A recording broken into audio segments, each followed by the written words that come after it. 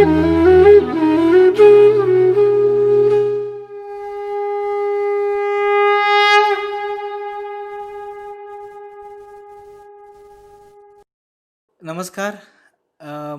मराठीमध्येच घेतो आजचं, कारण पुन्हा एफ बीवर हिंदीमध्येच घेत असतो आपण बऱ्याच वेळेला.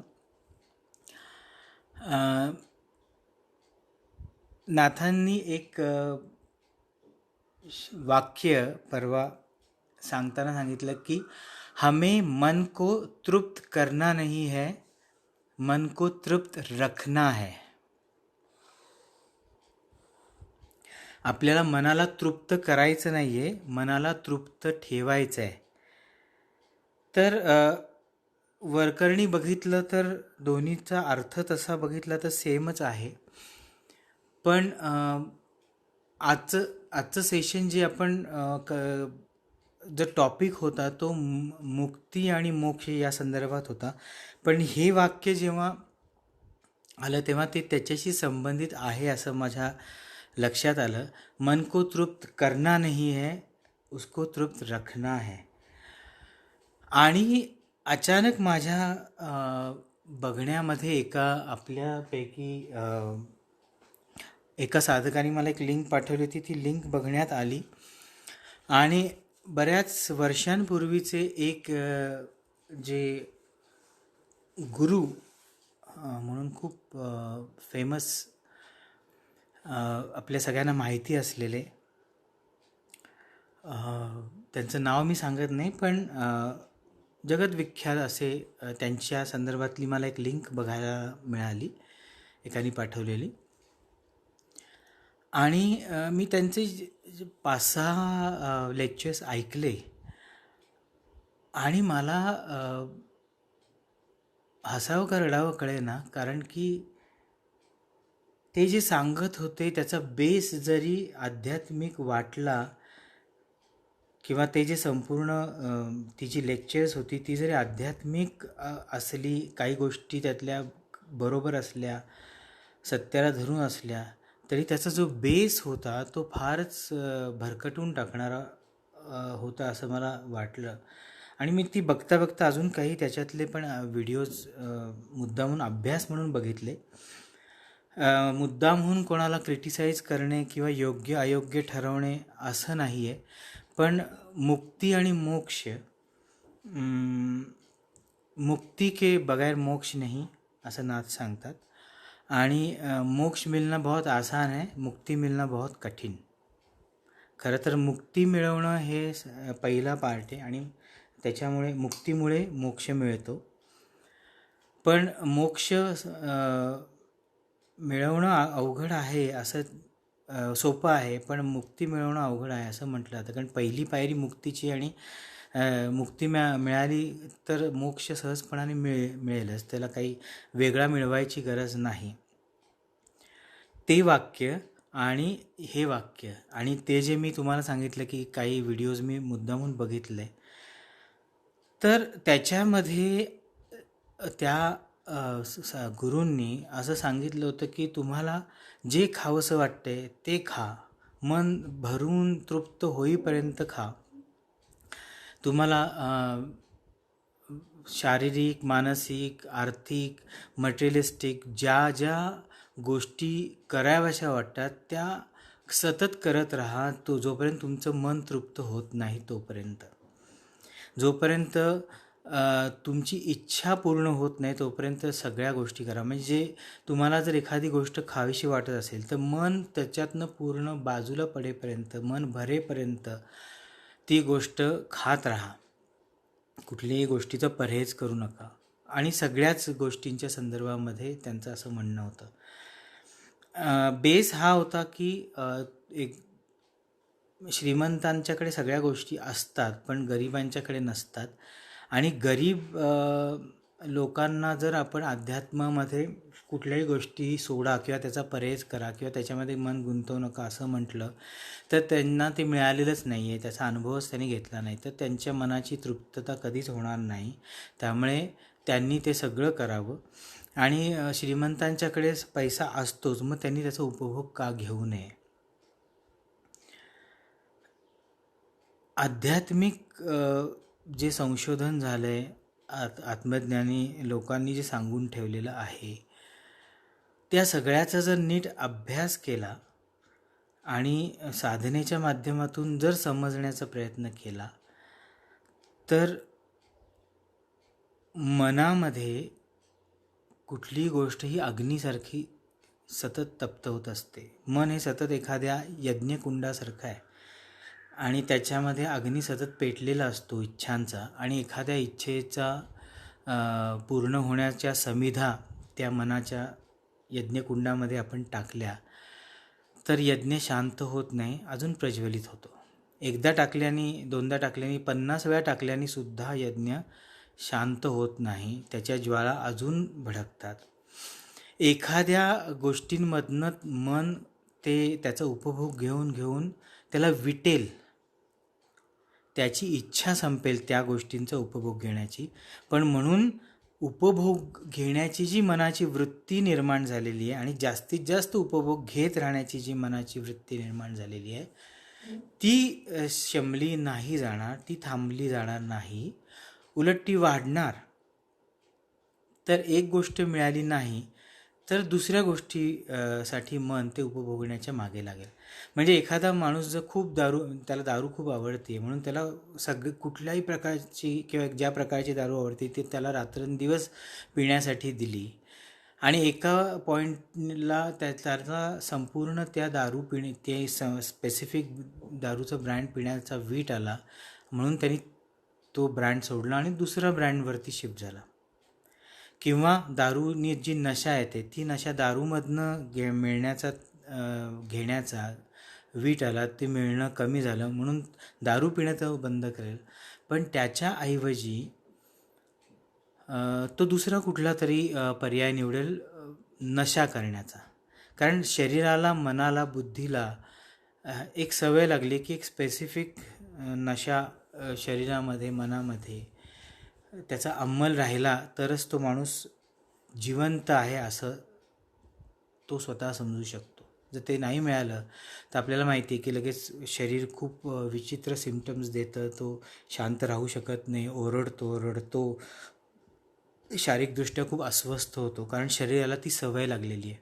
आता ही सवय सगळ्या प्रकारच्या गोष्टींची शरीराला, मनाला, बुद्धीला, अहंकाराला लागलेली आहे आणि ती जर आपण तृप्त करत राहिलो तर ती कधी न संपणार आहे. मी मगाशी सांगितलं तसं की अग्नी पेटलेला आहे आणि त्याच्यामध्ये जर आपण या इच्छांच्या समिधा टाकल्या तर तो अग्नी शांत होणार नाही आहे, तो भडकतच राहणार आहे सतत.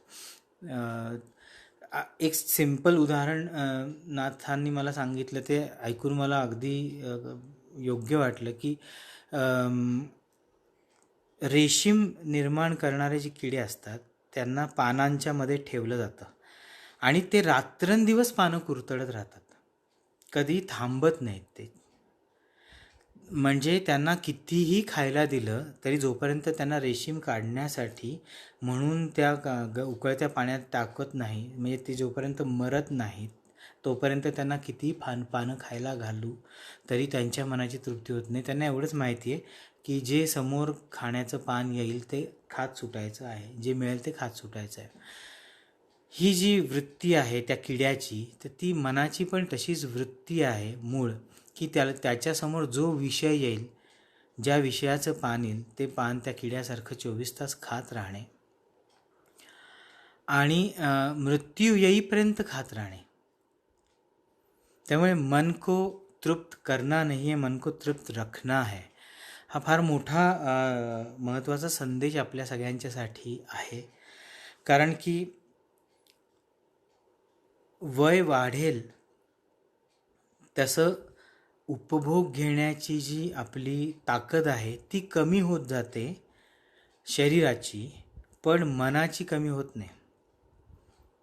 मन अजून अतृप्त होत जातं जेव्हा तृप्त होण्याच्या ऐवजी, आणि अतृप्ती आपल्या जुन्या पास्टमधल्या गोष्टींमध्ये जी दुःख मिळाली आहे त्याच्या दुःखांच्या माध्यमातून, त्या विचारांच्या माध्यमातून किंवा त्या इमोशन्सच्या माध्यमातून सतत बाहेर निघतात.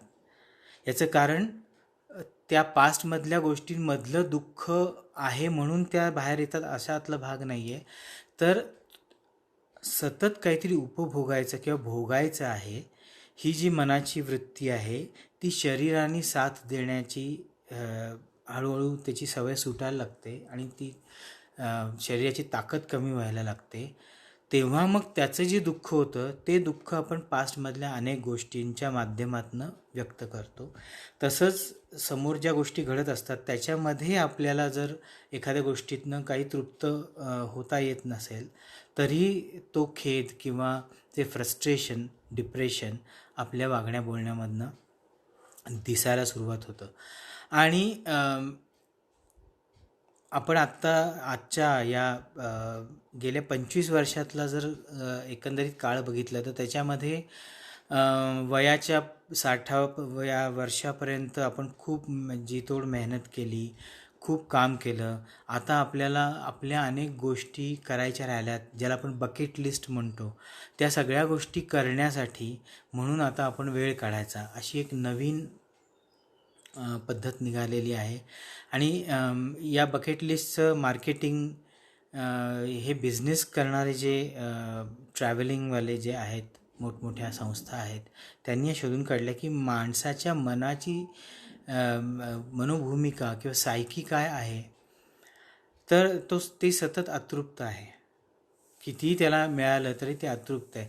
मी आहे त्याच्यामध्ये तृप्त आहे आणि आनंदी आहे असं कुठलाही जीव आपल्याला म्हणताना दिसत नाही. जो आध्यात्मिकदृष्ट्या उन्नत झालेला आहे किंवा त्या दिशेने पुढे जातो आहे, खऱ्या अर्थाने सिरियसली, सिन्सिअरली तो त्या दिशेने जातो आहे, त्याच्या वागण्या बोलण्यामध्ये हा फरक दिसतो. किंवा ज्याच्यामध्ये हा फरक दिसतो असं आपण म्हणू की ज्याच्यामध्ये हा फरक दिसतो तो आध्यात्मिक दृष्टीने उन्नत होतो आहे असं आपण म्हणूयात. फार कमी लोक आपल्याला अशी दिसतील की जो है उसमें खुश है, किंवा जे झालं आहे, घडून गेलं आहे किंवा जे घडतं आहे त्याच्यामध्ये आपण संतुष्ट आहोत, समाधानी आहोत. हा जो ही जी मानसिकता आहे ती आपल्याला बऱ्याच वेळेला इथे दिसत नाही. याचं कारण काय की मनाला या पद्धतीने आपण ट्रेन लहानपणापासून केलेलं नाही. आणि मागच्या अनेक जन्मांमध्ये जर आपण आत्ता ज्या पद्धतीचा ट्रेंड आहे त्याच्याच ट्रेंडने आपण जर राहत असू, वागत असू, विचार करत असू, तर तो जो पिंडामध्ये संपूर्ण विचार रुजलेला आहे तोच इथे आपल्यामधनं सतत सातत्याने बाहेर येतो. म्हणून कुठल्याच गोष्टीमध्ये एक परिपूर्णतेचा किंवा एक समाधानाचा पार्ट आपल्या मनामध्ये आपल्याला दिसत नाही. तर मन को तृप्त करना नहीं है, मन को तृप्त रखना है. तर करना नहीं है म्हणजे आपल्याला माहिती आहे की किती गोष्टी त्याच्या मनाच्यासाठी केल्या तरी मन हे एखाद्या माशीसारखं आहे. ते एका गोष्टीवर फार काळ टिकत नाही, थांबत नाही. ते सतत गुंग गुंग गुंग गुंग गुंग गुंग गुंग करत राहतं, ते उडत राहतं, एका गोष्टीवरून दुसऱ्या गोष्टीवर, दुसऱ्या गोष्टीवरून तिसऱ्या गोष्टीवर बसत राहतं आणि तिथे फार काळ टिकत नाही. तर हे अतृप्तीची भावना त्याच सतत एकावरनं दुसऱ्या गोष्टीवरनं तिसऱ्या गोष्टीवर उडण्याची जी मानसिकता आहे त्याच्यातनं होत असतं. तर मन को तृप्त रखना है, तृप्त किंवा समाधानी ठेवणं हे आपल्या हातात आहे, कोणाच्याही हातात नाही. बऱ्याच वेळेला मी हा भाग ऐकत असतो अनेक आपल्या ओळखीच्या लोकांमध्ये.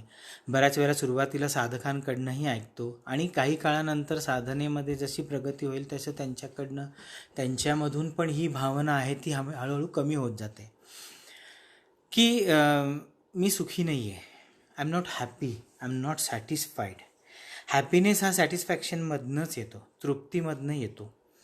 जर आपण तृप्त नसू, समाधानी नसू तर आपण हॅपी कधी असणार नाही आहोत. तर जी गोष्ट आपल्या आयुष्यामध्ये आपल्या समोर येते, ज्याला आपण सामोरं जायचं असतं, जे चांगलं असेल, वाईट असेल, कसंही असेल,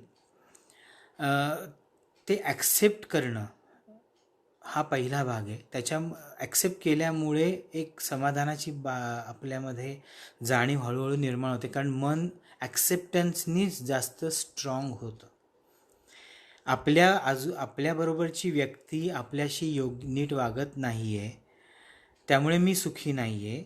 याच्यामध्ये नाथ जे नेहमी सांगतात तेच, की कोणी मला सुख दिलं तर मी सुखी होणार, कोणी मला दुःख दिलं तर मी दुःखी होणार. ही जी आपली मनोभूमिका आहे ती जोपर्यंत बदलत नाही, डिपेंडन्सी जोपर्यंत जात नाही, तोपर्यंत सुख आणि दुःख या दोन्ही गोष्टी समोरनं किंवा आजूबाजूच्या लोकांमधून आपल्याकडे येणार आणि त्याचा आपल्यावरती परिणाम होणार. परवा मला एकाने फोन केला होता, त्याच्यामध्येच हा विषय बोलताना निघाला. त्या बाई मला तेच विचारत होत्या की अनेक वेळेला आपल्याला आपल्या आजूबाजूच्या लोकांच्यामुळे खूप त्रास होतो. त्या बाई स्वतः डॉक्टर आहेत आणि खूप मोठ्या पदावरती आहेत आणि अनेक मोठमोठ्या लोकांशी त्यांचा संपर्क असतो. हा एक झाला त्यांचा भौतिक परिचय, नाव सांगत नाही, पण त्यासुद्धा इतक्या चांगल्या पोझिशनला असून, चांगल्या पद्धतीने आयुष्य जगत असूनसुद्धा त्यांचंही हेच म्हणणं होतं की मी सुखी नाही आहे, कारण माझ्याबरोबरचे जे लोक आहेत ते मला खूप त्रास त्यांच्यामुळे होतो वागण्या बोलण्यामधनं. तेव्हाच मी त्यांना गोष्ट सांगितली की एखादी गोष्ट तुम्ही कशा पद्धतीने घेताय आतमध्ये, जे आपल्याला नाथ नेहमी सांगतात की एखाद्या माणसाने आपल्या घराची बेल दाबली आणि आपण दरवाजा उघडला आणि त्याने आपल्याला सांगितलं की बाबा माझ्याकडे हा कचरा आहे, हा कचरा मला तुमच्या घरामध्ये टाकायचा आहे, तर आपण त्याला अलाउड करू का? तर डेफिनेटली आपण त्याला अलाउ करणार नाही आणि त्याच्यासमोर दरवाजा बंद करून टाकू, कारण आपल्याला तो कचरा आपल्या घरामध्ये टाकून घ्यायचा नाही आहे. पण जर एखादी व्यक्ती याच प्रकारे आपल्या मनाचा दरवाजा ठोठावते आहे आणि शिव्यांचा, वाईट वागण्याचा, वेडवाकडं बोलण्याचा, एखादी वाईट कृती करण्याचा प्रयत्न करून तो सगळा कचरा आपल्या मनामध्ये टाकण्याचा प्रयत्न करत असेल, तर आपण सहजपणाने दरवाजे, खिडक्या, जे काही सगळं उघडणं शक्य आहे ते सगळं उघडतो आणि तो कचरा आतमध्ये घेतो. आणि तो नुसता घेत नाही, तर तो प्रोसेस करत राहतो. प्रोसेस करण्याची घेण्याची इच्छा, आतमध्ये ठेवण्याची इच्छा आणि प्रोसेस करण्याची इच्छा, अशा सगळ्या इच्छा या आपल्या चॉईसवर आहेत आणि आपण त्या घेतो आणि त्याच्यातनं दुःख उगाळत राहतो. हा मानवी मनाचा एक विचित्र आणि विक्षिप्त असा पैलू आहे आणि तोच अतृप्तीला कारणीभूत ठरतो. कारण की त्या व्यक्तीच्या वागण्या बोलण्यातनं जो त्रास होतो, तो त्रास कॉम्पेन्सेट करण्यासाठी म्हणून आपण अनेक गोष्टी करत असतो, कारण त्या दुःखाला पॅरलली नील करण्यासाठी म्हणून आपण ज्या कृती करण्याचा प्रयत्न करतो, ज्याच्यातनं आपल्याला सुख मिळावं.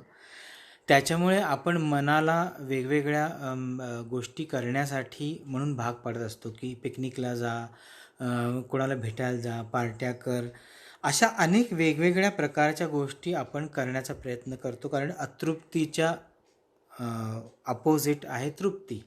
तर अतृप्ती आपण मिळवलेली आहे, आता त्याला तृप्तीमध्ये आपण बदलण्यासाठीचा प्रयत्न करत असतो.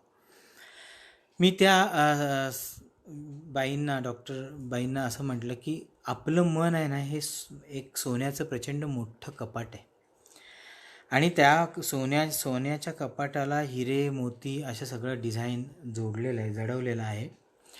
आणि आपण काय करतो की जो कचरा आहे तो घेतो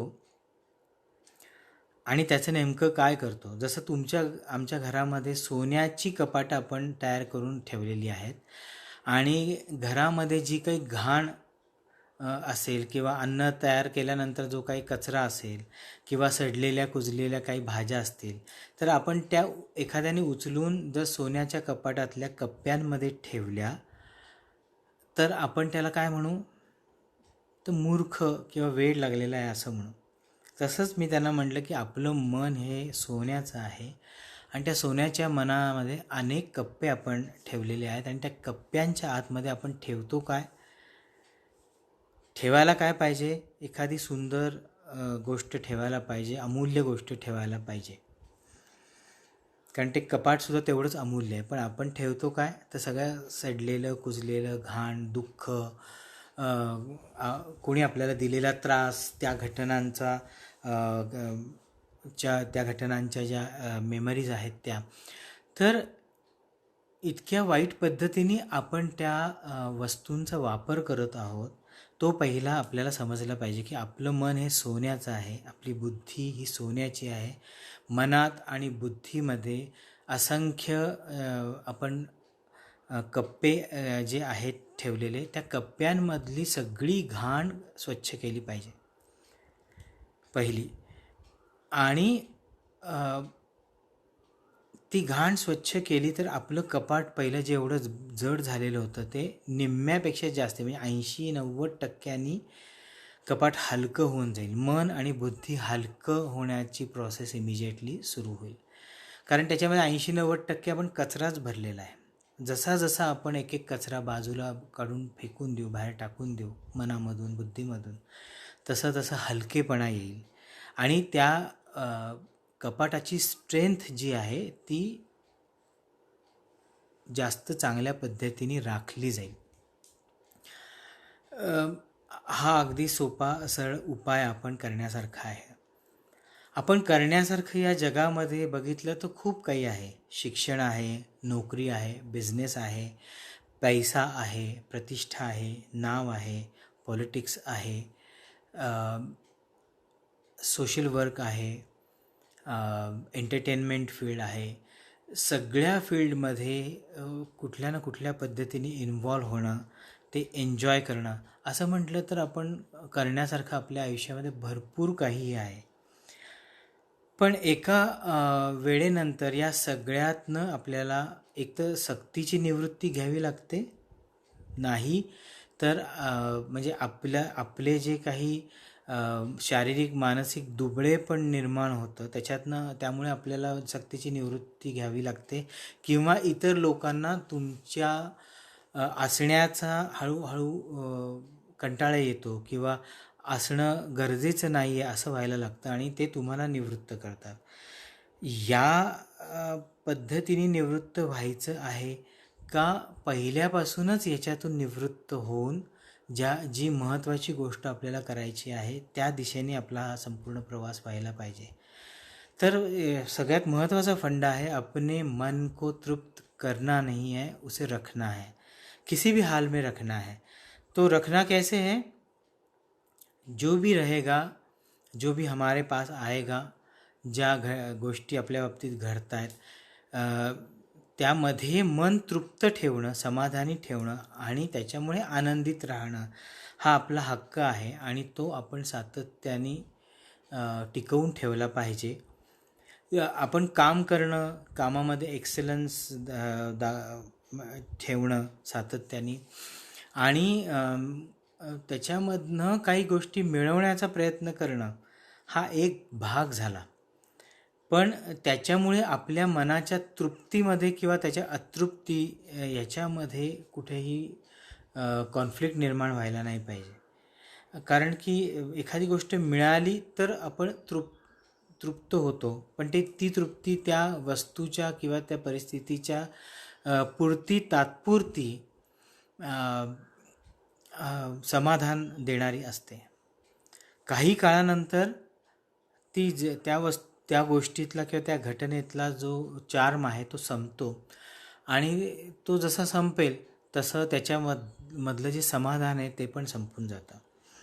कितीही उच्च, जगातलं सर्वोच्च आपल्याला काही नाव मिळालं किंवा पुरस्कार मिळाला किंवा वस्तू मिळाली किंवा वैभव मिळालं तरी त्याचं समाधान आहे हे काही काळानंतर हळूहळू खालच्या दिशेने येतं. कारण आपल्याला लॉ ऑफ नेचर माहिती आहे की एखादी गोष्ट जी वरच्या दिशेने जाते भौतिक जगतामध्ये ती पॅराबॉलिक इफेक्टने काही एक हलकासा टर्न घेते पॅराबॉलिक इफेक्टनी, आणि मग ती खालच्या दिशेने जाते, कारण ती गुरुत्वाकर्षणाच्या दिशेनेच जायला पाहिजे, हा गुरुत्वाकर्षणाचा नियम आहे.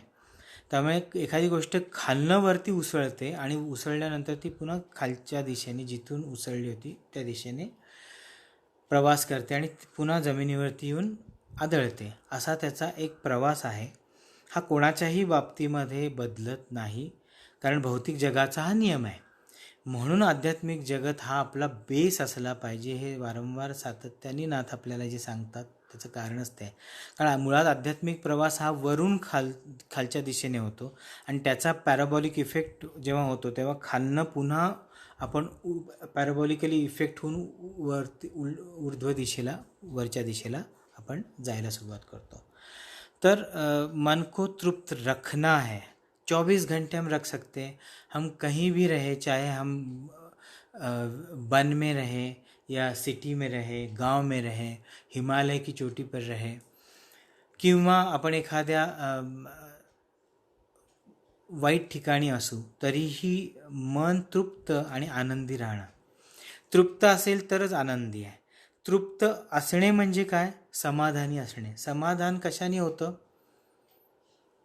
तर जे आहे भौतिक जगतामध्ये मला मिळालेलं आहे ते माझ्या कुवतीनुसारच मला मिळालेलं आहे, किंवा कुवतीपेक्षा जास्तच मला मिळालेलं आहे. माझ्यावर कृपा झालेली आहे, माझ्या सद्गुरूंनी कृपा केलेली आहे, अर्थात नाथांनी कृपा केलेली आहे, आणि माझ्या लायकीपेक्षा, माझ्या अवकातीपेक्षा मला जास्तच मिळालेलं आहे. So I should be grateful and I should be humble.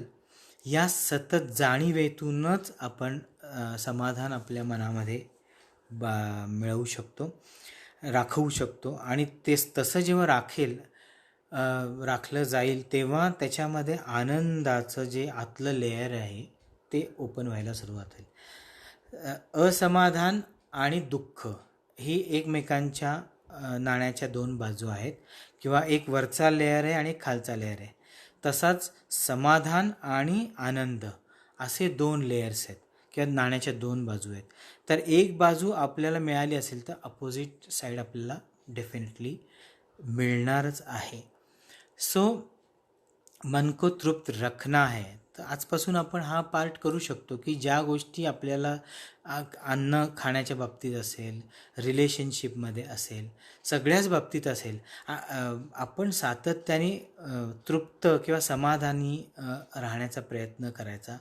भले एक दिवस, 1 तास, 4 तास आपण या स्टेटमध्ये राहण्याची सवय केली पाहिजे, आणि त्याचा इफेक्ट काय होतो तो बघायचा. बऱ्याच वेळेला काय होतं, आपल्या वर्षानुवर्षांची सवय लागलेली आहे की एखादी गोष्ट आपल्या मनाच्या विरुद्ध व्हायला लागली की पटकन आपण त्याला रिॲक्ट करतो, त्याला रिस्पॉन्ड करत नाही, रिॲक्ट करतो की हे चुकीचं आहे, मला आवडलेलं नाही, आणि मग ते आवडलं नाही असं म्हटल्यामुळे असमाधानी होतो. असमाधान झालं की त्याची दुसरी बाजू जी दुःख आहे, त्या दुःखाची बाजू आपल्याला डेफिनेटली भोगावी लागणार आहे. म्हणजे आपल्याला दुःख म्हणजे रडणे असा नाही, दुःख म्हणजे त्रास होणे, मनाच्या विरुद्ध गोष्ट घडणे, त्याच्यातनं अस्वस्थता येणे, आणि त्याची हाईट किंवा त्याचा जो पीक आहे तो म्हणजे डिप्रेशनमध्ये जाणे, राग होणे, कुठल्याही गोष्टीमध्ये आपल्याला सगळं निगेटिव्हच भाग दिसणे. हा जो संपूर्ण भाग आहे तो असमाधानी असण्यामुळे असतो. सो जसं लहान मुलं असतात की उन्हाळा असला तरी उकडते म्हणून त्यांच्या अंगाची लाही होताना, आणि ते पंखा हवा आहे, AC हवा आहे म्हणून कुठे रडताना किंवा चिडचिड करताना दिसत नाही. ते मस्त मजेत राहतात, खुशीत राहतात, खायला भूक लागली की खातात, उरलेल्या वेळात खेळतात, झोप आली थकले की झोपून जातात. हे जे नॅचरल इन्स्टिंक्ट आहे ते समाधानातनं येतं, कारण त्यांना फार काही अपेक्षा नसते. तर ही आनंदी राहण्याची प्रोसेस लहान मुलांपासून आपल्याला शिकायची असेल तर पहिली त्यांच्यातली जी तृप्तीची भावना आहे, कमी गोष्टींमध्ये जास्तीत जास्त तृप्त होण्याची जी प्रोसेस आहे ती त्यांच्यापासून शिकायला पाहिजे. आणि मग मुक्ती आणि मोक्ष या दोन गोष्टी एकमेकांशीच रिलेटेड आहेत, जे आत्ताचा मी जो भाग सांगितला त्याच्याशी, की आपल्याला मुक्त व्हायचं आहे. आत्ता आपण इथे राहतो आहोत या जगामध्ये आणि या जगामध्ये अनंत प्रकारच्या मोहाच्या, इच्छांच्या, वासनांच्या लाटा आपण जिथे पाण्यामध्ये या भवसागरामध्ये उभे आहोत तिथे आपल्यावरती येऊन आदळत असतात. तर या आदळण्याने आपण त्या लाटांच्या मागे धावायचं नाही आहे. एखादी लाट आली आणि ती सुंदर लाट आहे तर मग तिच्यामध्ये बुडी मारायची नाही आहे. तर त्या लाटेचं पाणी आपल्या अंगावर पडलं, आपण भिजलो काही काळापुरतं तर ठीक आहे, पण त्या लाटेवर स्वार होणे किंवा त्या लाटेमध्ये उडी मारून त्याच्यामध्ये खाली डुंबण्याची प्रोसेस आपण करायची नाही आहे. हे आपल्याला मुक्तीच्या संदर्भामध्ये समजून घेतलं पाहिजे. तर अनेक लाटा आपल्यापर्यंत सतत आदळत असतात. आपण समुद्राच्या एखाद्या छोट्या खडकाच्या पॅचवरती बसलेलो आहोत किंवा उभे आहोत आणि चारही बाजूंनी प्रचंड प्रमाणामध्ये लाटा येतात, आदळत आहेत त्या खडकावरती आणि त्याचे तुषार आपल्या अंगावरती उडत आहेत. काही काळ आपण भिजतोय, मग उन्हामुळे आपण त्या तप्त उन्हामुळे आपण पुन्हा वाळतोय, पुन्हा काही तुषार उडतात, पुन्हा वाळतोय. ही प्रोसेस होत राहणार आहे इथे, कारण आपण भवसागराच्या मध्यातच आहोत.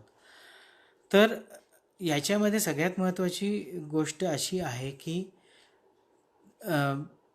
मुक्त होण्याची प्रोसेस आपण ज्या ज्या गोष्टी करतो आहोत त्याच्यामध्येच करायची गोष्ट आहे.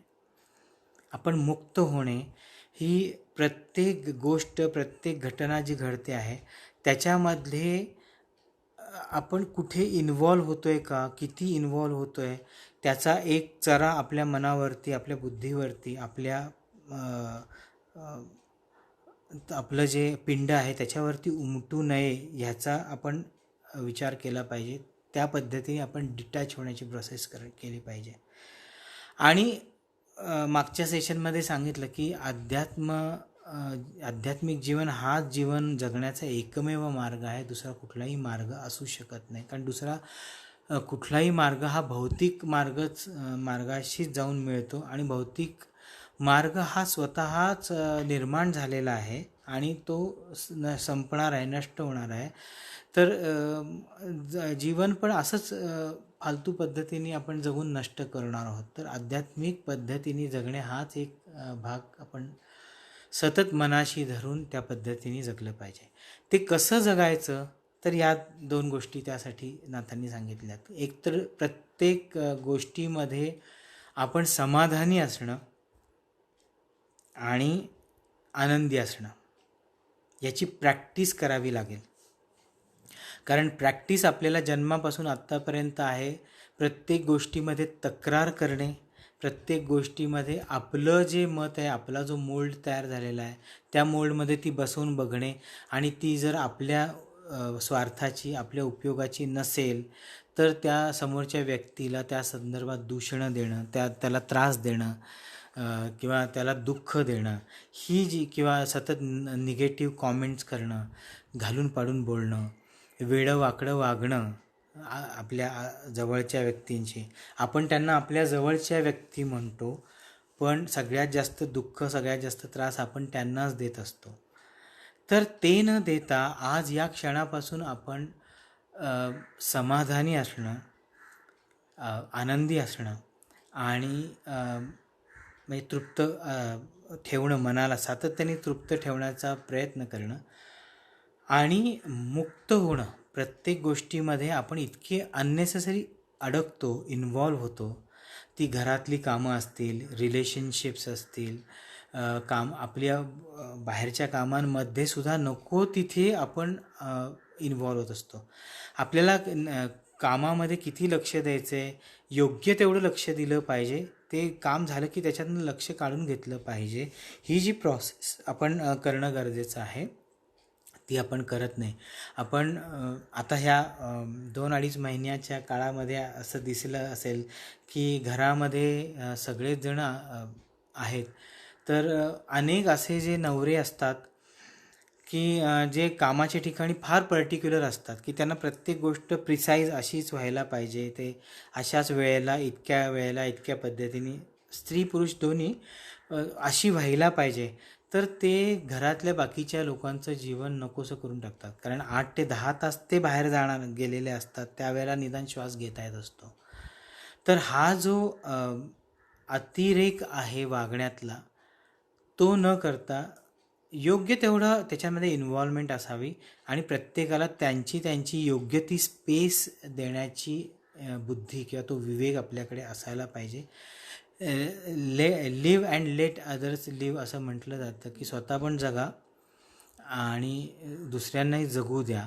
ती जगण्याची संकल्पना फक्त शारीरिक नसून मानसिक, बौद्धिक सगळ्याच दृष्टीने आहे. आणि इथे कोणीही कोणावरती उपकार करत नाही. म्हणजे नवरा कमवून आणतो आणि बायको हाऊसवाईफ आहे म्हणून ती ती तिच्यावर नवरा उपकार करतोय का, तर नाही. मागे अनेक वेळेला नाथाने सांगितलं की प्रत्येकजण स्वतःची बॅग भरून घेऊन आलेला असतो अदृश्य, आणि त्याच्या वाट्याचं त्याला मिळतं. मग त्याचं माध्यम कोणी का असेना, नवरा असेल, मुलगा असेल, मुलगी असेल किंवा बायको असेल, कोणीही असेल, पण कोणीही कोणाला स्वतःचं काढून देत नाही. तर त्याचं जे असतं ते स्वतःच्या बॅगेमध्ये ठेवलेलं असतं. काही वेळेला असं असतं की समजा नवरा असतो, तो सगळी बायकोची जबाबदारी उचलतो असं त्याला वाटतं. तेव्हा त्याला हे कळत नाही की बायकोकडे एवढ्या जास्त गोष्टी आहेत प्रवासामध्ये इथे आणून वापरण्यासाठी, की तिची बॅग पूर्ण भरलेली आहे आणि नवऱ्याकडे त्याचं फारसं काही सामान नाहीच आहे. म्हणून बायकोचं उरलेलं सामान नवऱ्याच्याकडे ठेवायला दिलेलं आहे आणि ते फक्त नवरा त्याच्या बॅगेतनं काढून बायकोला हँडओव्हर करतो. त्याची हँडओव्हर करण्याची प्रोसेस आहे, त्याच्यामध्ये कुठेही उपकाराची भावना असायचं कारण नाही. म्हणून मी जे एरवी पण म्हणत असतो की मी माध्यम आहे आणि माझ्या बॅगेमध्ये नाथांनी तुमच्यापर्यंत पोचवण्याच्या वस्तू दिलेल्या आहेत आणि त्या वस्तू मी तुमच्यापर्यंत पोचवतो आहे. तर मी काही तुमच्यावर उपकार करायचं काही कारण नाही आहे. तुमच्याच वस्तू तुमच्यापर्यंत पोचवणे ही प्रोसेस आहे त्याच्यामध्ये. हा हा हा एक प्रिव्हिलेज आहे की हा जो हा मान आहे, हा सन्मान आहे हे माध्यम होण्याचा, तो मला मिळालेला आहे. पण त्याच्यात अहंकाराचा भाग नाही आहे. तसंच आपल्या कुठल्याही रिलेशनमध्ये आपण जेव्हा देण्याची अशी भूमिका करत असतो, आपला हात वरती आणि कोणी घेण्याच्या पोझिशनमध्ये असतं, तर तो तुमच्याकडनं त्याच्याच वस्तू घेत असतो. मग ते पैशाच्या रूपात असेल, वस्तूंच्या रूपात असेल, प्रेमाच्या रूपात असेल, अधिकारांच्या रूपात असेल, कुठल्याही रूपात असेल, तो तुमच्याकडे ठेवायला दिलेल्या वस्तूच तुमच्याकडनं घेत असतो. पण अनफॉर्च्युनेटली देणाऱ्यालाही हे माहीत नसतं आणि घेणाऱ्यालाही माहीत नसतं. म्हणून ते हे होतं की मी तुझ्यासाठी खूप केलं, तुझ्यासाठी मी काहीतरी खूप केलं, असं जेव्हा एखादी व्यक्ती म्हणते तेव्हा ती तिच्या इतकी मूर्ख, मठ्ठ, अज्ञानी व्यक्ती दुसरी जगात नसेल.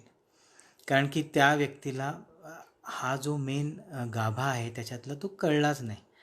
मला तुझ्यासाठी काहीतरी करायला मिळालं, हा माझा सन्मान आहे, हे ज्ञान सातत्याने तिथे बुद्धीमध्ये जागृत असायला पाहिजे. तर आणि ह्याच्यातूनच आपण मुक्त होतो. आपण एखाद्या बाबतीमध्ये काहीतरी गोष्ट करतो आणि तेव्हा जर हा मनामध्ये भाव असेल की मी करतोय, तर तिथे अडकण्याची भावना झाली. कारण मी करतोय त्याच्यासाठी किंवा तिच्यासाठी, तर तिने बदल्यामध्ये माझ्यासाठी काहीतरी केलं पाहिजे, या अपेक्षेतनं, या अहंकारातनं आपण एक अँकर, एक बेडी तिथे अडकवतो. आणि अशा अनेक शृंखला, बेड्या आपण त्याच्यामध्ये अडकवून ठेवलेल्या असतात अपेक्षांच्या. कारण अपेक्षा या अज्ञानातूनच येतात. म्हणून आपल्या साधनेचा भागामध्ये ट्रँगल जे दिलेलं आहे त्याच्यामध्ये पहिलं सांगितलं की निरपेक्ष व्हा. तर निरपेक्ष का व्हा? कारण की आपण दुसऱ्याच्या सांभाळण्यासाठी आणि त्याला देण्यासाठी योग्य वेळेला ज्या वस्तू होत्या त्या अज्ञात बॅगेमध्ये, अदृश्य बॅगेमध्ये घेऊन आलेलो आहोत. ती बॅग त्यावेळेला उघडते, ती वस्तू आपल्या खिशामध्ये, आपल्या अकाउंटमध्ये, आपल्या हातामध्ये पोचते आणि आपण ती फक्त हँडओव्हर करतो. या भूमिकेतून, या जागृत ज्ञानातून जर आपण सतत जागृती ठेवली तर आपण अडकण्याची प्रोसेसच होणार नाही. अडकलो नाही. प्रत्येक क्षणी अशा पद्धतीने आपण डील करत राहिलो, वागत राहिलो, तर आपण मुक्त होण्याची प्रोसेस सातत्याने होईल. आणि असं सगळ्या गोष्टीतून मुक्त होत राहिलो तर जेव्हा हे शरीर सोडून शरीरातनं आपण निघून जाऊ बाहेर, हा जीव जेव्हा संपेल, ही जीवशक्ती जेव्हा निघेल, तेव्हा त्या जीवशक्तीला कशामध्येच न अडकल्यामुळे तो डायरेक्ट अचेतन किंवा अनंत या स्थितीला पोहोचेल. त्यालाच आपण मोक्ष म्हटलं. सो पहिली स्टेज आहे समाधानी राहणे, तृप्त ठेवणे, मनाला सातत्याने तृप्त ठेवणे, करणे नाही. पुन्हा एकदा आपण वेगवेगळ्या गोष्टींचा उपभोग घेऊन मनाला तृप्त करण्याचा प्रयत्न करतो. आपल्या आवडीची खाण्याची गोष्ट समोर असताना ती न खाणे किंवा इग्नोर करणे, याच्यासाठी मनाला खूप कष्ट करावे लागतात, कष्ट घ्यावे लागतात आणि संघर्ष करावा लागतो. व्यसन ज्यांना आहे त्यांना तर आपल्याला आत्ता आपण कोविडच्या काळात बघितलं की दारूची दुकानं उघडली सरकारने, तर लोक अक्षरशः मैलोनमैल रांगा लावून उभी होती. कारण की मनाची ही इच्छा पूर्ण झाल्याशिवाय त्यांना मनाची तात्पुरती का होईना 8 तासांपुरती 10 तासांपुरती तृप्ती मिळणं शक्य नव्हतं. मग 10 तासांनी जेव्हा नशा उतरते तेव्हा त्या नशेचा जो अपोजिट भाग आहे की डोकं जड होतं, शरीर जड होतं, काही काम करवत नाही, थकवा येतो, डिप्रेशन येतं, त्याचे जे इफेक्ट्स आहेत अंमल संपल्यानंतरचे ते तर आहेतच, ते तर भोगावेच लागतात. आणि ते पुन्हा भोगायला लागू नये म्हणून पुन्हा दारू प्यायली की पुन्हा मन हलकं होतं, डोकं हलकं होतं, शरीर हलकं होतं. ही प्रोसेस होते. म्हणजे आपण नशा करतो आणि मग नशा आपल्यावरती कंट्रोल करायला लागते आणि हळूहळू आपण त्याच्या कंट्रोलमध्ये जातो. जे मागच्या कधीतरी सेशनमध्ये मी सांगितलं की इमोशन्सना आपण आपल्या मनामध्ये अननेसेसरी येऊन दिलं, अननेसेसरी विचार आणि अननेसेसरी इमोशन्सना आपण आतमध्ये घेत राहिलो, तर हळूहळू ती इमोशन्स आपल्या मनाचा कब्जा घेते आणि कधी ती पूर्णपणे कंट्रोल करून आपल्या मनाला, शरीराला, बुद्धीला डिप्रेस करायला लागते. त्याला राग येईल, तो आदळापट करेल, तोडफोड करेल, चिडचिड करेल, वेडवाकडं बोलेल, हे सगळं जे काही घटना घडवेल, हे कधी तो कंट्रोल त्या इमोशन्सच्या हातात जाईल हे आपल्याला कळतच नाही. तसंच इथे पण आहे की अतृप्ती कधी आपल्या मनाचा कंट्रोल घेते आपल्याला कळत नाही आणि ते तृप्त करण्याच्या मागे धावण्यापोटी आपण सतत पळत राहतो. आणि एक गोष्टीतनं जेव्हा आपण बाहेर पडतो तेव्हा मागे वळून बघताना आपल्याला लक्षात आलं आपण कामाच्या ठिकाणी तृप्त कधी नव्हतोच आणि त्यामुळे आनंदी कधी नव्हतो, म्हणजे अतृप्तच राहिलो. खाण्यापिण्याच्या बाबतीत सुद्धा आपलं मन कधी त्याच्यामधनं शरीराला त्याचा उपभोगता येत नाही म्हणून आपण खाऊ शकत नाही, म्हणजे अतृप्तच राहिलं शरीर पण आणि मन पण. मनालाच या गोष्टींची इच्छा वासना असते, त्याचा वापर त्याच्यासाठी शरीराचा वापर करतं मन आणि त्याची मनाची जी तात्पुरतीची तृप्तीची भावना आहे त्याचा तो उपभोग घेतो. म्हणजे काहीतरी खाल्ल्यानंतर शरीराच्या माध्यमातनं मनाला एकदम छान वाटतं. ते छान वाटण्याच्या त्या तात्पुरत्या समाधानासाठी म्हणून तो शरीराचा आणि बुद्धीचा वापर करतो. म्हणजे एखादं समजा मस्तानी आहे किंवा आईस्क्रीम आहे, एखादी अशी गोष्ट आहे की जी बघितल्यानंतर तोंडाला पाणी सुटणं म्हणतो आपण. म्हणजे काय होतं, किंवा आंबा बघितला की आपल्याला खावासा वाटतो. म्हणजे काय होतं की मनाला तो आंबा आधी खाल्लेला असल्यामुळे त्याची चव, त्याचा वास, या सगळ्याचं कडे डेटा सेव्ह केलेला असतो.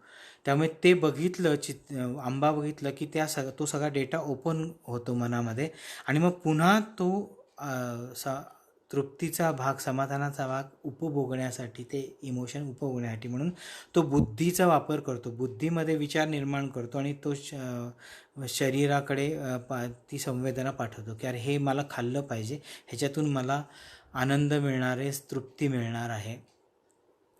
आणि मग मनाने जो सिग्नल बुद्धीकडे पाठवलेला आहे, बुद्धी तो सिग्नल शरीराकडे पाठवते आणि शरीर हे स्वतः काही त्याला स्वतःची संवेदना नाहीच आहे, स्वतःची इमोशन्स नाहीत, ते एक पपेट आहे. तर ते पपेट या दोघांचं ऐकतं आणि ॲक्शन करतं आणि तो आंबा घेतं आणि तो खातं. तर खाल्ल्यानंतर शरीराला तृप्तीचा किंवा समाधानाचा तिथे येतच नाही, कारण त्याला इमोशन्सच नाही आहेत. त्यामुळे त्याला समाधान काही मिळत नाही, मिळायचा प्रश्न नाही आणि त्याचा काही संबंध नाही. त्याला काय मिळत असेल तर त्या आंबामधलं जे त्या रसामुळे जे शरीराला काही न्यूट्रिशनल व्हॅल्यूज मिळत असतील, धातू मिळत असतील, हा भाग आहे तिथे. त्यांनी त्याचं काही चांगल्या गोष्टी घडत असतील शरीराच्या तर त्यात चांगलीच गोष्ट आहे.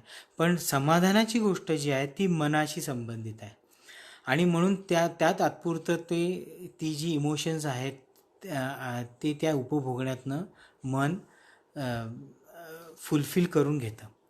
पण एकदा करून झाल्यानंतर आता त्याचा तो विषय संपला का तर तसं होत नाही. परत 2-4 तासांनी तो आंबा बघितला की त्याला खायची इच्छा होते. ते तो मनाचा भाग आहे. पण हे चांगल्या बाबतीमध्ये योग्य वेळेत आणि योग्य अमाऊंटमध्ये आहे तर ते ठीक आहे. पण एखादी शरीराला चांगली नसलेली गोष्ट मनाला खावीशी वाटते म्हणून मग ते मन खातं. माझ्या ओळखीतला एक जण आहे, त्याला प्रचंड मिसळ खायला आवडते आणि मिसळ नुसतं नाव काढलं तरी तो मनाने त्या मिसळीपर्यंत पोचतो आणि पुण्यातल्या किंवा महाराष्ट्रातल्या जेवढ्या कुठे मिसळी आहेत त्या सगळ्या ठिकाणी जाऊन मिसळ खाणे ह्याचं व्यसनच त्याला लागलं होतं.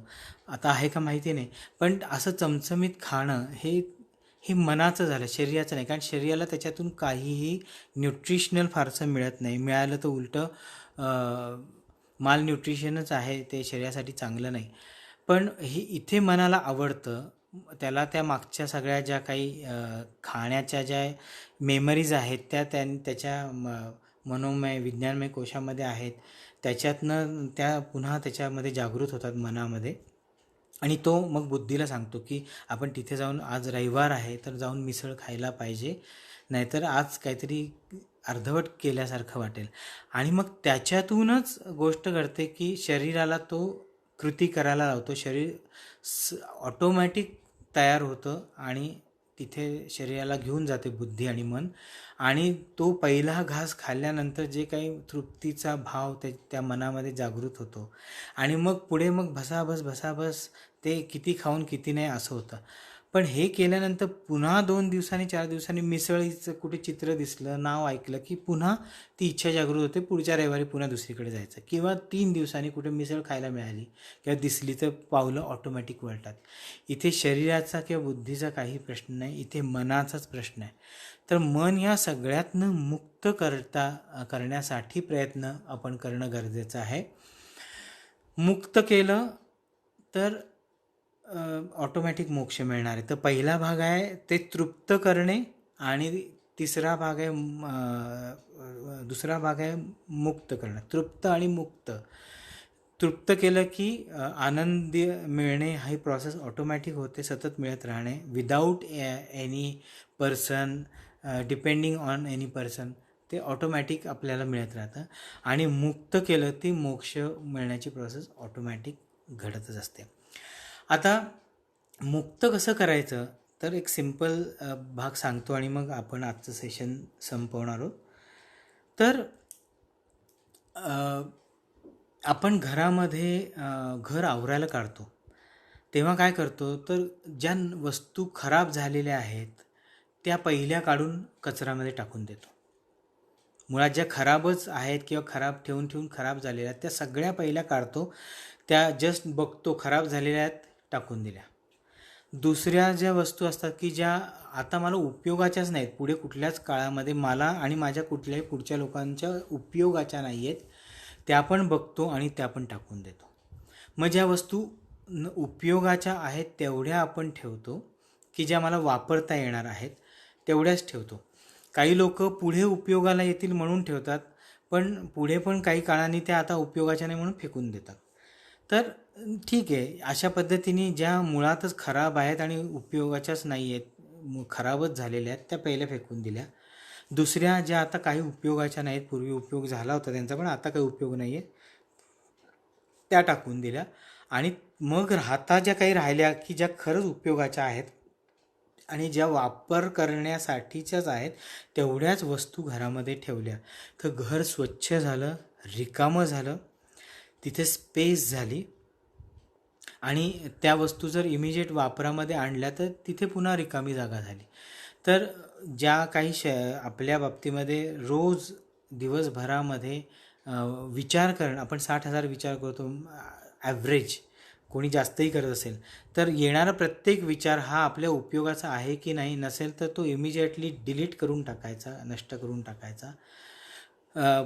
हळूहळू ह्याची सवय केल्यामुळे काय होतं, पुढे अननेसेसरी फालतू विचार मनात येतच नाहीत. मग ते फक्त जे कृतीमध्ये कन्वर्ट होणारे विचार आहेत तेवढेच येतात. म्हणजे मग आपण ते कृती करून संपवून टाकतो. तर आपण घडणाऱ्या गोष्टींना रिस्पॉन्ड करायचं आहे, रिॲक्ट करायचं नाही. हा एक पार्ट आपण करू शकतो. की एखाद्या व्यक्तीने एखाद्या गोष्टीबद्दल किंवा एखाद्या वस्तूबद्दल आकर्षण आहे, एखाद्या व्यक्तीबद्दल बरोबर काही गोष्ट घडली, तर ह्या सगळ्याच्यामध्ये आपण डिटॅच होण्याची प्रोसेस केली पाहिजे. हळूहळू ही डिटॅचमेंट आहे त्याच्यातूनच आपल्याला समाधान आणि आनंद या दोन गोष्टींचाही अनुभव यायला सुरुवात होते. आणि हे जसं जसं करू तसं मनाच्या आतली जी जागा आहे ती सगळी रिकामी व्हायला लागते. मन पूर्ण रिकामं होतं. जे आत्तापर्यंत इच्छा, वासना, कामना, अपेक्षा ह्यांनी भरलेलं होतं, जे सोन्याचं कपाट अनेक कप्प्यांमध्ये या सगळ्या गोष्टींनी भरलेलं होतं, ते हळूहळू पण रिकामं करत करत पूर्ण रिकामं केलं. आता मन पूर्ण रिकामं झालं म्हणजे सगळ्या गोष्टींपासून मुक्त झालं. तर त्याच्यामध्ये समाधान, तृप्ती आणि आनंद हे एवढीच गोष्ट तिथे भरली जाणार आहे. कारण तृप्ती ही इंटँजिबल गोष्ट आहे. समाधान किंवा तृप्ती, संतोष ज्याला आपण म्हणतो, सॅटिस्फॅक्शन, ही इंटँजिबल गोष्ट आहे. ती दाखवता येत नाही, त्याचं गणित मांडता येत नाही. 1+1=2 असं सांगता येत नाही. एखाद्या व्यक्तीला म्हणजे स्वित्झर्लंडचे एखादं सिनिक ब्युटी बघून जो आनंद मिळेल, तो दुसऱ्या व्यक्तीला एखादं रस्त्यावरचं शेंबडं पण खूप गोंडस असं मूल बघून सुद्धा तेवढाच आनंद मिळेल. तर त्या दोन्ही आनंदाची तुलना केली जर तर ती तेवढीच आहे. पण ती कशाने मिळते तर त्याच्यासाठी काही स्पेसिफिक गोष्ट लागत नाही. कशातूनही आनंद किंवा समाधान मिळू शकतं. याची प्रॅक्टिस आपल्याला आजपासून करायची आहे, या क्षणापासून. आणि प्रत्येक गोष्टीतनं डिटॅच होऊन काम करता आलं पाहिजे, आनंदी राहून काम करता आलं पाहिजे, समाधानी तृप्त राहून काम करता आलं पाहिजे, व्यवहार करता आला पाहिजे. ही प्रोसेस आपल्याला आजपासून करायची आहे. मोक्ष मिळवण्याच्या मागे धावायचंच नाही. या 3 गोष्टींच्या सतत प्रयत्नामध्ये आपण राहिलं पाहिजे. ऑटोमॅटिकली मोक्ष आपल्याला सहजपणाने मिळणारच आहे, त्याच्याबद्दल काहीही शंका नाही. तर आजचा हा जो विषय होता तो माझ्या दृष्टीने नाथांनी पूर्णपणे कव्हर केलेला आहे. याच्यात जर तुम्हाला काही प्रश्न विचारायचे असतील तर आपण 5 मिनिटाचा साठी थांबणार आहोत, वेळ घेणार आहोत. जर असेल तर त्याचं पुढे प्रश्न असेल तर त्याचं मी 5 ते 10 मिनिटामध्ये उत्तर देण्याचा प्रयत्न करणार आहे. आणि मग 5 मिनिटाचा ब्रेक घेऊन आपण साधनेला बसणार आहोत. तर मी आता तुमच्या प्रश्नांसाठी काही असेल तर त्याच्यासाठी 5 मिनिटं देत आहे, वाट बघतो. धन्यवाद. की तुम्ही सांगितलं की मुक्तीच्या याच्यात तुम्ही जाऊ नका, म्हणजे तिथं त्याला फॉलो करू नका, पण मग जीवनाचं टार्गेट असलं काय पाहिजे? मुक्तीच्या याच्यात जाऊ नका कुठे सांगितलं नाही ना, आपण काय सांगितलं की त्याला हे नका करू, म्हणजे त्याला त्याच्यासाठी ड्रास्टिकली तुम्ही ट्राय करू नका, पण मग जीवनाचं टार्गेट असलं काय पाहिजे त्या केसमध्ये? नाही, मुक्तीसाठी नाही, प्रश्न तुमचा मुक्तीसाठी ट्राय करू नका असा आहे का काही करण्याच्या मागे पळू नका असं तुम्हाला मी सांगितलं असं वाटतंय? काही करण्याच्या मागे तुम्ही पळू नका. नाही, मी अगदी क्लिअरली सांगितलं की एखादी गोष्ट समजा तुम्ही ठरवली की ही करायची आहे, तर मागे पण सांगितलं आहे की एखादी गोष्ट जेव्हा आपण करायची ठरवतो तेव्हा त्या सगळ्याचा नीट विचार करणं गरजेचं आहे की आपल्या बऱ्याच गोष्टी आता याच्यामध्ये आहेत की आपला ॲप्टिट्यूड आहे का, आपली आवड, आपलं पॅशन त्याच्यामध्ये आहे का, आपल्याला ते खरंच करता येण्यासारखं आहे का, आपला आवाका त्याच्यासाठीचं आहे का, किंवा त्यासाठीची संपूर्ण जे काही करायची आहे गोष्ट ती तयारी आहे का, या सगळ्याचा नीट विचार करून आपण त्या गोष्टीच्या मागे लागणे. पण बऱ्याच वेळेला आपण दुसऱ्या कोणीतरी काहीतरी केलेलं आहे आणि त्याला त्याच्यामध्ये यश मिळालेलं आहे आणि ते यश मला मिळावं ह्याच्यासाठी आपण पण त्या गोष्टी करायचा प्रयत्न करतो, असं बऱ्याच वेळेला होतं. म्हणजे यशाचा एक सगळ्यात महत्त्वाचा पॅरामीटर आहे पैसा आणि नाव आणि पोझिशन किंवा एक पॉवर आपण जे म्हणतो, या तीनच गोष्टींच्यासाठी हा सगळा भाग केला जातो. म्हणून ॲम्बिशनच्या एका बाबतीमध्ये एका सेशनमध्ये हे पूर्ण सांगितलेलं आहे. मुक्त होण्याचा अर्थ काय आहे की तुम्ही एखादी गोष्ट करताना त्याच्यामध्ये किती इन्वॉल्व व्हायचं, त्याच्यामुळे आपल्या मनावरती त्याचं स्क्रॅच किंवा एक इम्प्रेशन नाही यायला पाहिजे, इतपत त्याच्याशी डिटॅच राहून तुम्ही ते केलं पाहिजे असं सांगितलं. याचा अर्थ काय की आपण एखाद्या गोष्टीमध्ये एवढे इन्वॉल्व होतो की काही काळानंतर ते कामसुद्धा आपलं संपतं तरी त्याचं इम्प्रेशन आपल्या मनावरती एवढं खोल गेलेलं असतं की ते आपल्या व्यक्तिमत्वाचा भाग बनून जातं आणि काम संपतं, जीवन संपतं तरी ते आमच्या पिंडाचा भाग बनून जातं, जे की फारच डेंजरस गोष्ट आहे. म्हणून सांगितलं की पहिला भाग आहे समाधान, तृप्ती, संतोष किंवा सॅटिस्फॅक्शन. ते ज्या गोष्टी आत्ता आपल्यापाशी आहेत त्याच्यामध्ये समाधानी होण्याचा प्रयत्न करणे आणि जे अचीव करायचं आहे त्या सगळ्याचा आवाका समजून घेऊन, आपला आवाका समजून घेऊन ते करण्याच्या मागे जर आपण लागत असू तर ते करत असताना डिटॅच्ड होऊन त्याच्या इमोशन्सशी किंवा त्याच्या एकंदरीत सगळ्या प्रोसेसशी डिटॅच्ड होऊन तुम्ही काम केलं पाहिजे आणि ते काम संपल्यानंतर त्याच्यातनं पूर्णपणे डिटॅच व्हायला पाहिजे, मुक्त व्हायला पाहिजे.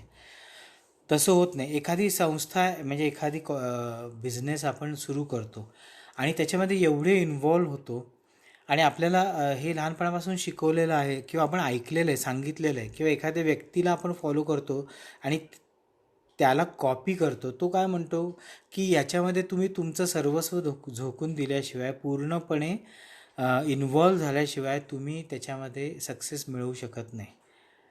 तर सर्वस्व झोकून देणं हे बरोबर आहे, पण मनाच्या लेवलला तुम्ही डिटॅच राहून ते काम करणं फार गरजेचं आहे. हा बॅलन्स जर नाही साधता आला तर जेव्हा एका स्पेसिफिक काळानंतर तुमची त्या संस्थेला अजिबात आवश्यकता राहत नाही आणि तुम्हाला फिजिकली त्या संस्थेशी काही काम करणं पण शक्य होत नाही, मेंटली, फिजिकली सगळंच, तेव्हा मात्र तुमचं मन त्याच्यामध्ये इतकं अडकलेलं असतं आणि त्याच्यामुळे सतत अनसॅटिस्फाईड आणि दुःखी झालेलं असतं की त्या संस्थेला माझी आत्ता गरज नाही, ज्याच्यासाठी मी रात्रंदिवस दिले, आणि त्या संस्थेतल्या लोकांचं माझ्यावरती प्रेम किंवा त्यांना माझ्याबद्दलचा रिस्पेक्ट आहे तो आता राहिलेला नाही. कारण नवीन नवीन लोक तुमच्या संस्थेमध्ये येणार आहेत.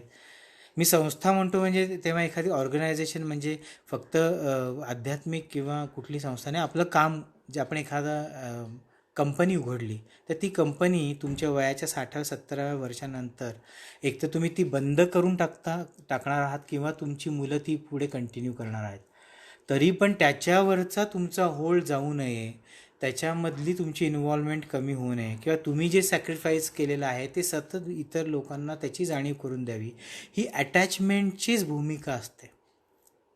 आणि म्हणून ती तुम्हाला दुःखच देते, दुसरं काही देत नाही. कारण की तुमचं प्रत्येक जणाचा एक पीक पिरियड असतो. त्या पीक पिरियडमध्ये तो जे करेल ते, तो ज्या मातीमध्ये हात घातला तरी त्याच्यातनं सोनं बाहेर येतं. अशी एक प्रोसेस प्रत्येकाच्या आयुष्यात घडते. पण त्याच्यानंतर त्याच्यापासून डिटॅच होता आलं पाहिजे. ते जर होता आलं नाही तर दुसरा कोणीतरी तुमच्या जागी येणार आहे आणि ती कंपनी चालवणार आहे आणि तोही त्याच्या पीकमध्ये कशातही हात घातला तरी सोनं काढणार आहे. तर या प्रोसेसमध्ये दुःखच होतं, कारण की ती अपेक्षा जी आहे अटॅचमेंटमुळे, कारण त्याच्यात मुक्त नाही. आपण एक अँकर टाकून ठेवला, तो अँकर सहजपणाने काढता आला पाहिजे, तो नाही होता आला. आपल्याला सगळ्यांना टाटाचं उदाहरण माहिती असेल. जे नंतरचे जे टाटा होते, त्यांनी एका एजनंतर या सगळ्यातनं ते बाजूला झाले आणि तो ग्रुप आहे त्यांनी त्यांच्या पुढच्या लोकांना सांभाळायला दिला आणि त्यांनी सगळ्यातनं लक्ष काढून घेतलं. कारण ते म्हटले आता शक्य नाही मला या सगळ्यामध्ये फिजिकली मेंटली सगळ्या कुठल्याही पद्धतीने इन्वॉल्व्ह होणं. हे करता आलं पाहिजे, नाही तर फार अवघड असतं. म्हणून करायचं का नाही हा चॉईस तुमचा आहे. किती करायचं, त्यासाठी कुठल्या लेवलला जायचं, आणि you will have to pay the price for what you wish असं म्हटलं जातं. तुम्हाला you will have to pay a price for the dish. तुम्ही एखाद्या ठिकाणी काहीतरी डिश खाण्यासाठी म्हणून गेला असाल तर तुम्हाला त्याची प्राईस पे करायला लागते, तरच तुम्हाला ती डिश खाता येते. Without paying the price you cannot eat the dish. तर मग या सगळ्याची तयारी ठेवायची याच्यामध्ये. म्हणून मी म्हटलं की कुठलंही काम मुक्त मनाने डिटॅचमेंटनी तुम्हाला करता आलं तर त्याच्यासारखा आनंद नाही. कारण कधी ना कधीतरी त्या गोष्टींपासून आपल्याला लांब जावं लागणार आहे. किती मोठी ॲम्बिशन असली, अगदी जगज्जेता बनण्याची ॲम्बिशन तुम्ही ठेवली, याच्यापेक्षा दुसरी ॲम्बिशन जगामध्ये काहीच नसावी, की सगळं जग जिंकणे. आणि ते सगळं जग जिंकल्यानंतर तुम्ही जगाच्या एका भागात आहात आणि जगाच्या दुसऱ्या भागामध्ये जिथे तुम्ही जगज्जेता म्हणून तिथे वॉर करून जिंकलेलं आहे, तिथे दुसऱ्या कोणीतरी ते कॅप्चर केलं, तर तुम्हाला दुःखच होणार आहे. होणार की नाही नितीन?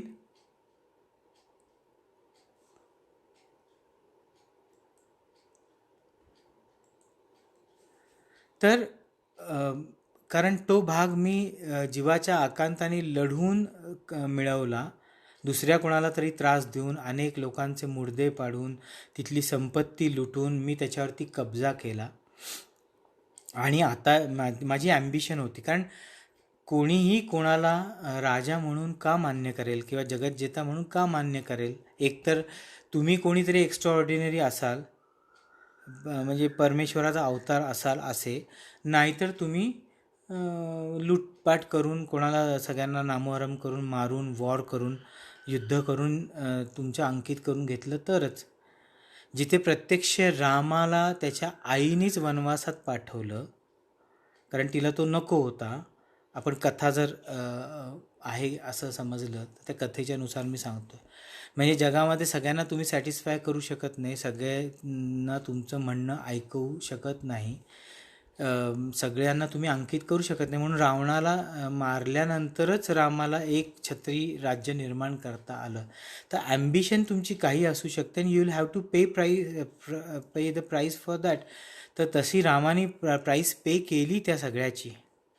रामाने त्याच्या वडिलांचं वचन निभावण्यासाठी म्हणून जो स्टँड घेतला, तो योग्य अयोग्य हा भाग नंतरचा, पण त्यासाठी त्याला वनात जावं लागलं. 14 वर्षाचा वनवास भोगावा लागला. सीता रावणाने पळवली, त्याचं दुःख भोगावं लागलं. सीतेला सोडवून आणण्यासाठीचा सगळा प्रवास करावा लागला आणि रावणाला आणि त्याच्या सगळ्या भावांना मारून टाकावं लागलं. आणि पुन्हा सीतेला घेऊन इथे आल्यानंतर अग्निपरीक्षा तिला द्यायला लावली आणि एवढं करून पुन्हा तिला वनात सोडायला लागलं त्याला. आणि 8 वर्षानंतर जेव्हा त्याची मुलं 8-10 वर्षाची झाल्यानंतर त्याला मुलं भेटली, त्यांच्यावर युद्ध करावं लागलं, त्याच्यात हारावं लागलं आणि बायको पुन्हा जमिनीमध्ये निघून गेली. ही सगळी प्राईस त्या एका वचनासाठी पे करावी लागली. पण ती प्राईस पे करायची त्याची तयारी होती आणि तेवढ्याच डिटॅचमेंटनी त्यांनी ती प्राईस पे केली. आणि ते समाधान आणि आनंद, रामाचंच उत्तम उदाहरण आपल्याला दिसेल की कुठेही तो असमाधानी दिसत नाही. त्याच्या संपूर्ण प्रवासामध्ये तो सातत्याने आतून शांत आहे, आनंदी आहे. सतत तो डिटॅच्डच आहे. आणि म्हणूनच आपल्या बायकोला, जिला परत घेऊन येण्यासाठी युद्ध करून संपूर्ण श्रीलंका हरवली, जाळली, रावण आणि त्याच्या 4 भावंडांना मारून टाकलं, केवढं अफाट सैन्य पण मारून टाकलं, वानरांचं मधले अनेक वानर त्याच्यामध्ये मृत्युमुखी पडले. हे सगळं करून ज्या बायकोला सोडवून आणली, त्या बायकोला एका माणसाच्या वक्तव्यावरून राजा म्हणून का होईना त्यांनी वनामध्ये पाठवून दिलं. ही डिटॅचमेंटमधनंच आलेली ती वृत्ती असल्याशिवाय हे होणं शक्य नाही. कारण तिथे जर नवरा जास्त ओव्हरपॉवर केलं असतं, नवऱ्याची इमोशन्सनी जर त्या रामाच्या बुद्धीवरला ओव्हरपॉवर केलं असतं, तर त्यांनी सांगितलं असतं की नाही, तिने अग्निपरीक्षा दिलेली आहे, तर मी काय तर तिला पाठवणार नाही. आणि कोणाची हिंमत होती रामाला काही बोलायची? कारण रामाने रावणाला मारलं, त्याचं संपूर्ण राज्य अंकित करून घेतलं. म्हणजे श्रीलंकेपासून वरपर्यंत हिमालयापर्यंत एक छत्री राजा झाला राम. एवढंच नाही तर रावणाने संपूर्ण जग जिंकलेलं होतं. अंटार्क्टिकापर्यंत जाऊन ते पण जिंकलेलं होतं. तर आता त्याला मारल्यामुळे त्याचं जे जे काय त्यांनी जिंकलेलं होतं ते सगळं रामाच्या पदरी पडलं. म्हणजे अख्खं संपूर्ण जग जिंकलेलं होतं. तर अशा रामाला कोणी काही चॅलेंज करायचा प्रश्नच नव्हता. पण डिटॅच राहून जे योग्य आहे, जे सत्य आहे तेच केलं पाहिजे. आपल्याला नाथ सांगतात की एखादी गोष्ट त्यावेळेला अयोग्य पण दिसेल, पण ती सत्य असेल आणि ती करणं हा विवेक असेल तर ती केलीच पाहिजे. हा जो भाग आहे तो रामाच्या ठिकाणी आपल्याला दिसतो. आणि म्हणून शोक झाला नाही का त्याला? तर जेव्हा सीतेला पळवलं तेव्हा शोक झाला. तो बेशुद्ध नाही पडला का? रावणाबरोबर युद्ध करताना बेशुद्ध पडला. 2दा-3दा तो बेशुद्ध पडला. लक्ष्मण पण पडला. हे तर मानवी त्याच्या लिमिटेशन्स आहेत त्याच्यामध्ये. तर ते ज्या गोष्टी होणं शक्य आहे ते केलंच त्यांनी. आता तिथे वालीला मारून सुग्रीवाला राजा बनवलं, हा पॉलिटिक्सचा भाग होता. तो केलाच की. तो योग्य अयोग्य ज्याने त्यांनी ठरवायचा. कारण आपण जो शब्द वापरतो की आम्हाला कोणी वाली राहिलेलं नाही, तर त्याचं कारणच आहे की वाली एवढा चांगला राजा होता आणि तो प्रजेसाठी एवढं त्यांनी काम केलेलं होतं आणि तो सत्य बाजूला होता. पण रामाला त्यावेळेला सुग्रीव आणि त्याच्याबरोबरची जी जनता होती त्यांना सपोर्ट केल्यामुळे ती सगळी जनता त्याच्याबरोबर सीतेला सोडून आणण्यासाठी मदतीला उपयोगी पडू शकली असती. पण त्यावेळेला त्यांनी तो निर्णय घेतला. तो योग्य अयोग्य ती सिस्टीम जी आहे, गॉड इज अ सिस्टीम आपण म्हणतो, ती ठरवेल आणि त्याचा जो काही योग्य अयोग्य मोबदला आहे तो त्याच्या कडे त्याला मिळालेलाच असेल. तर डिटॅचमेंटमध्ये राहून तुम्ही तुमचं आयुष्य जगता का नाही, हा ज्याचा त्याचा चॉईस आहे. आता त्याच्यामुळे राम सुखी झाला का भौतिक आयुष्यात? तर नाही, असंच त्याचं उत्तर आपल्याला दिसतं. तर वयाच्या 8व्या वर्षी उपनयन संस्कार झाल्यानंतर 12 वर्ष गुरुकडे त्यांनी काढली. तिथूनच तो वनामध्ये सीतेच्या तिकडे गेला, त्यांचं लग्न झालं. तिथून ते घरी आले आणि मग वनवासालाच गेले. वनवासावर आल्यानंतर बायकोला ते युद्ध झालं, सगळं झालं. तिकडनं आल्यानंतर बायको वनात गेली, म्हणजे दुःखच झालं. 8-10 वर्ष बायकोचा काही संपर्क नाही. ती जिवंत आहे, मेली आहे, तिला काही प्राण्यांनी खाल्लं आहे का काही माहिती नाही. तेव्हा ती गरोदर होती हेही माहिती नाही. म्हणजे आणि त्यांनी लग्नही केलं नाही रामाने दुसरं. म्हणजे त्याच्या ठिकाणी वंश तिथे संपणारच होता. हे पण दुःखाचंच कारण होतंच ना एका सामान्य माणसाच्या दृष्टीने बघितलं तरी. पण त्यांनी उत्तम पद्धतीने राज्य केलं. राजा म्हणून जे योग्य पद्धतीने करायला पाहिजे ते सगळं केलंच त्यांनी. डिटॅच्ड होऊनच केलं. आणि जेव्हा बायको भेटली तेव्हा भेटली म्हणजे समोरासमोर भेटली, तिला बघितली, तिच्याशी बोलणं झालं आणि ती नाहीशी झाली. म्हणजे वनवासातनं आल्यानंतरचे जे काही तिला वनामध्ये सोडण्याच्या अलीकडचा पर्यंत जेवढा एक जो काही सहवास होता तेवढाच आयुष्यात मिळाला. मग तसं बघितलं तर दुःखाचंच संपूर्ण आयुष्य गेलं सामान्य माणसाच्या विचाराने. आणि एक छत्री अख्ख्या जगताचं राज्य त्याच्याकडे होतं, मग त्यांनी काय उपभोगायला पाहिजे होतं. पण बायकोला वनात सोडल्यानंतर जमिनीवरती झोपला, कंदमुळं खाल्ली, कारण वनामध्ये बायकोचं कंदमुळंच खात असेल तर मी पण तेच खाल्लं पाहिजे, तसंच राहिला. म्हणजे हे सत्याला धरून जे काही योग्य करायचं ते करून आणि जसं मी म्हटलं सगळ्यातनं मुक्त राहूनच त्यांनी ते केलं. तर ही डिटॅचमेंटची भावना जी आहे तीच असणं गरजेचं आहे. आज आपण मोदींना बघतो, मोदी आज भारताचे राजाच आहेत ना. पंतप्रधान म्हणजे कोण झाले? राजाच झाले. पण डिटॅच्ड होऊन काम करतात, सेवक म्हणून काम करतात, कशातच अडकलेले नाही आहेत ते, कुठल्याच गोष्टीमध्ये इन्व्हॉल्व नाहीत आणि ना त्यांनी त्यांच्या फॅमिलीसाठी काही त्याच्यातनं फायदा करून दिला. हा आपण बघतो बाकीचे पॉलिटिशियन्सनी हजारो करोड रुपयाचं गबन केलेलं आहे, पण at the end of their life what they are going to achieve? Nothing.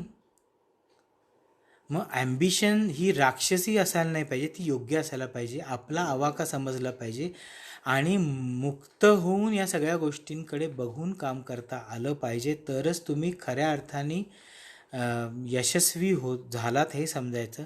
नाहीतर नुसतं मटेरियलिस्टिक काही अचिव्हमेंट करून तुम्ही आतून अतृप्त आहात, असमाधानी आहात, असंतोष खतखततो आहे, दुःखी आहात आणि सगळ्यामध्येच अटॅच्ड आहात, इन्वॉल्ड आहात, तर मृत्यू झाल्यानंतर तुम्ही जाणार कुठे? तर हे सगळं जे आहे त्याला पकडून ठेवण्यामध्येच तुमचा जीव तसाच लटकून राहणार आहे. म्हणून तुम्ही तुमचं ठरवायचं आहे की ॲम्बिशन काय ठरवायची, मला कुठे जायचं आहे, नेमकं काय करायचं आहे, कसं करायचं आहे आणि what price I have to pay for that, आणि योग्य काय आहे सगळ्यात महत्त्वाचं आहे. इतर कोणाकडे बघायची काही गरज नाही, तुम्हाला तुमचं बघायची गरज आहे की मला काय हवं आहे, कशासाठी हवं आहे, किती हवं आहे या, आणि ते कसं मिळवायचं आहे ते योग्य पद्धतीने मिळवता येत असेल तरच त्याचा उपयोग आहे, नाहीतर नाही, कारण त्याचं पुन्हा हिशोब होणार आहे. तो इथे नाही झाला तरी जिथे व्हायचा तिथे होतच असतो. हे कायम लक्षात ठेवा. एक ह्याच्यामध्ये वाक्य होतं, मी मागच्या ह्याच्यात घेतलं नाही बहुतेक, तर ते आता सांगतो आणि आपण थांबूयात की काहीही चुकीचं न करता प्रचंड श्रीमंत एखादी व्यक्ती असेल तर ती त्याच्या मागच्या कर्माने मागच्या कर्तृत्वामुळे किंवा कर्मामुळे नशिबाने त्याला या जन्मामध्ये मिळालेलं आहे. अदरवाईज अयोग्य मार्गाने लोकांना लुबाडून कुठल्या ना कुठल्या चुकीच्या पद्धतीने मार्ग अवलंबूनच तुम्ही कमी वेळात जास्ती पैसा मिळवता. त्याला तिसरा कुठलाही भाग याच्यामध्ये नाही. तर जे लोक श्रीमंत आहेत, तसं श्रीमंत आपल्याला व्हायचं असेल तर त्यांनी ज्या पद्धतीने गोष्टी केल्या त्या योग्य अयोग्य ठरवून आपल्याला करायच्या असतील तर करायला काय हरकत नाही, but you will have to pay the price for that. आणि इफ यू डोंट ॲग्री तर आपणच दुःखी होणार आहोत की नाही, मला प्राईस तर पे करायची नाही पण वस्तू तर मला हवी, मला कोहिनूर हिरा तर हवा आहे पण तो मला 50 रुपयात किंवा 100 रुपयात हवा आहे, तर it is not possible. You will have to pay the price for the Kohinoor हिरा, Kohinoor diamond. So think about it. आणि या सगळ्याचा at the end of our life what we are going to achieve हे सुद्धा महत्त्वाचं आहे. म्हणून जे मिळालं त्याच्यात समाधान असायला पाहिजे. उद्या तुम्ही गडगंज श्रीमंत झालात तर त्या श्रीमंतीचं माज येणं हे अज्ञानाचं लक्षण आहे. श्रीमंतीचं मुळे तुम्ही राक्षसी वृत्तीचे बनणं, कोत्या मनोवृत्तीचे बनणं किंवा असुरक्षित होणं मनाने की अरे ही संपत्ती माझ्याकडनं निघून जाईल का, हे सगळं भयाशी आणि असंतोषाशीच निगडीत आहे. असंतोषाची दुसरी नाण्याची बाजू आहे दुःख, तर दुःखच मिळणार आहे. मग हे संपूर्ण लेक्चर आहे ते तुम्ही पुन्हा पुन्हा ऐकलं तर तुम्हाला तुमच्या प्रश्नाची योग्य ती उत्तरं मिळतील. कोणी कुठपर्यंत जायचं, किती जायचं, कसं जायचं, काय मिळवायचं हा ज्याचा त्याचा वैयक्तिक प्रश्न आहे. मी तुम्हाला ट्रूथ जे आहे, जे it will remain the same for thousands and lakhs and unlimited years, ते तिथेच आहे, त्याची जाणीव करून देतो आहे. आता त्या ट्रूथला धरून पुढे जायचं, कसं जायचं, किती जायचं का ते सोडायचं, हा ज्याचा त्याचा चॉईस आहे आणि तो चॉईस फक्त माणसाला दिलेला आहे. म्हणून तो चॉईस खूप विवेकाने घ्यावा आणि मी पुन्हा पुन्हा सांगेन की पुन्हा पुन्हा हे डिस्कोर्स ऐका. चुकीचे समज करून घेऊ नका, त्याच्यातनं चुकीच्या पद्धतीने काहीतरी विचार करू नका की आता मी ॲम्बिशनच ठेवायची नाही का, मग मी काही करायचंच नाही का. तर मी तसं अजिबात सांगितलं नाही. मी योग्य ते सांगितले. तुम्ही पुन्हा पुन्हा नीट ऐकलत तर तुम्हाला मी काय मी म्हणजे आता हे नाथ आपल्याला काय सांगतात हे तुम्हाला पुन्हा पुन्हा नीट ऐकल्यानंतर त्याचं चिंतन केल्यानंतर कळेल. तर अर्धवट काही अभ्यास करू नका, कारण अर्धवट ज्ञान हे खूपच रिस्की आहे, त्यापेक्षा अज्ञान परवडलं. तर पूर्णपणे याचा सांगितलेला आजच्या सेशनचा आणि मागच्या आध्यात्मिक जीवनाचं सेशन, हे दोन्ही सेशनचा पुन्हा पुन्हा ऐकून विचार करा आणि त्याचा वापर करायला सुरुवात करा. त्याच्यातनं तुम्हाला तुमच्या प्रश्नांची उत्तरं अजून चांगल्या पद्धतीने तुमच्या आतमध्येच मिळतील आणि कन्फ्युजन सगळं दूर होईल. तर मला वाटतं की आपण तुमच्या प्रश्नाचं उत्तर मिळालं असावं आणि मी थांबतो. एक 2 मिनटाचा गॅप घेतो आणि आपण मेडिटेशन करूयात.